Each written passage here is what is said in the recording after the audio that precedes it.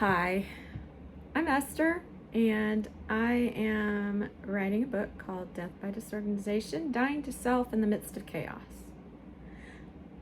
I am in a curated studio. This is not part of my current home situation, but I'm not quite there, ready to share my home. There are parts of it that are organized and other parts that are still in the midst of chaos. But what I have learned is that being obedient doesn't always look like you think it's going to be. Surrendering sometimes feels uncomfortable, and surrender and action are not the same thing. So what do I mean by that? Surrender is being willing to surrender the outcome to God and still take the next right action that He's putting before you. So, starting this channel is the right action. Surrendering the outcome is a lot harder for me. I want to know it's going to work out. I want to know how it's going to go. Who in the world is going to see this? What do I possibly have to say to these people? Although He has put me through a pretty rugged training over the last 3 years or more. I could argue much longer. But specifically, lessons in faith, lessons in surrender, lessons in renewing your mind, owning the identity that He gives us. And I don't mean gender identity. I honestly mean the names that Jesus calls us. We have a lot of names that we have been called over the years. Some of them good, some of them bad, and some of them that we call ourselves. And I most definitely have called myself some names, and some very harmful names. They hurt. I would never say them to somebody else, but I felt free to say them to myself. And so I'm learning that does not serve me. My calling doesn't serve God by extension, because if I am limiting myself by negatively talking myself down, my brain goes into protective mode.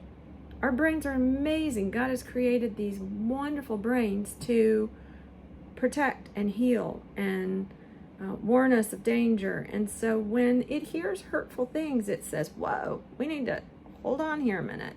This is not safe. So it ultimately will stop the potential obedience that might have been going to have happened had I not been calling myself a failure, or who do you think you are, or nobody has any reason to listen to you. So all of those things that I tend to do and still do, but He is working them out in me through various teaching, books, studies, verses, sermons, lessons. I just have felt like I need to share what I'm learning. And I think it's because all of the books that I've read on getting organized are written by people who have it together already, and they're trying to tell us what to do, with the exception of one, Dana K. White. I love her things. I still use a lot of her methods, and most likely will be what I encourage you to look into as we go along. However, before I could even start there, I needed to start with my own heart and mind, because it can be overwhelming. And with everything that's new and different and scary, if you aren't in a place where you are being kind to yourself and your past self, it will shut down the process. It will get too hard and you won't want to do it anymore. And so learning how to, Dr. Lee Warren calls it, do self-brain surgery. And it sounds more confusing than it is, but it's basically scientific proof of how thinking positively, thinking through things in advance can help protect us from sending our brain into protective mode. And if you think this is not New Age in any way, this is not manifestation in any way, this is think Philippians 4:8.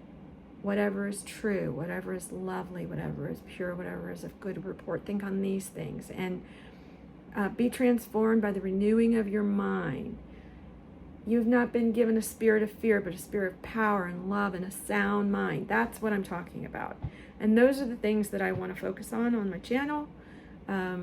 Before we even dive into the nitty-gritty of how to get organized. Now, don't get me wrong. I will give immediate steps that will make immediate changes, but I just mean we're not going to get bogged down with the idea of our house is going to be fixed overnight. It's not. If you need a quick fix, this is not the channel. If you want absolute change, this is your place.